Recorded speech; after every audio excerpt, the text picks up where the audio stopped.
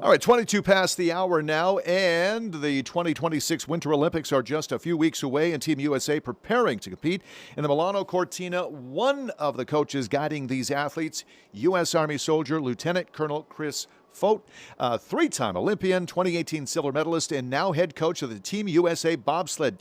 Using the teamwork, discipline, and resilience he learned in the Army, he is now leading the next generation of Olympic athletes to go for the gold.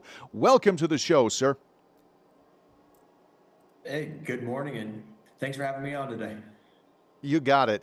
The U.S. Army has a long history of supporting world-class athletes. How would you describe the Army's Olympic legacy, and what makes soldier athletes unique? Yeah, I think one of the really cool things a lot of people don't know about the Army is that we have put 600 soldier athletes on Olympic teams since 1948, and over 100 of those soldier athletes have won medals. I think just sports and the Army go hand in hand. The resilience, the hard work, the mental toughness it takes to be successful in the Army translate very, very well to elite sports. For viewers who may not know, what is the U.S. Army World Class Athlete Program, and how does it help athletes compete to the highest levels while serving their country? Yeah, so the World Class Athlete Program is based out of Fort Carson. It's where all the soldier athletes serve, from active duty, the National Guard, or the reserves.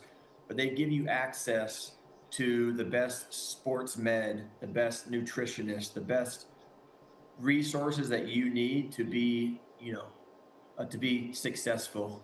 So it's just a great extra boost and a great way to help us reach our goals as athletes. And you've been to three Olympics as an athlete, and now you're heading to for your first as a head coach. How does this moment feel compared to your previous experiences as a competitor?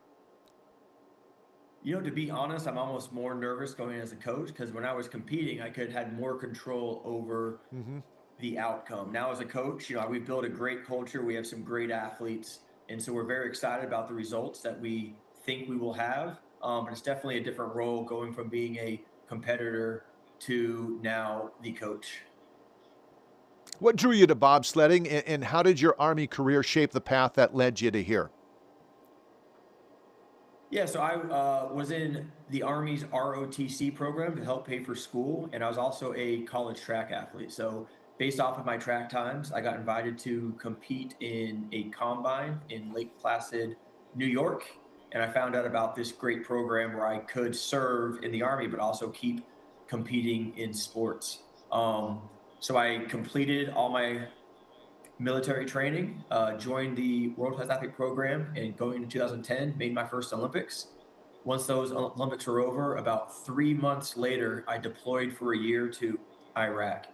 So it's been like a childhood dream where I have been able to achieve both goals of being a elite athlete, but also being a soldier and Mm-hmm. serving my country as well. So it's just been unmatched and a huge honor to do that. So the games, as we mentioned, are just a few weeks away. What's the mindset of Team USA bobsled right now? We've had a great season leading up to this point. We've had some very successful races. So we have our last race here. I'm currently in Germany. We named the team on Monday, and then we traveled to Cortina, where we're excited to bring home some medals for Team USA. What goals have you set for Team USA heading into Italy? Not just medals now, but let's say performance, culture, or even growth.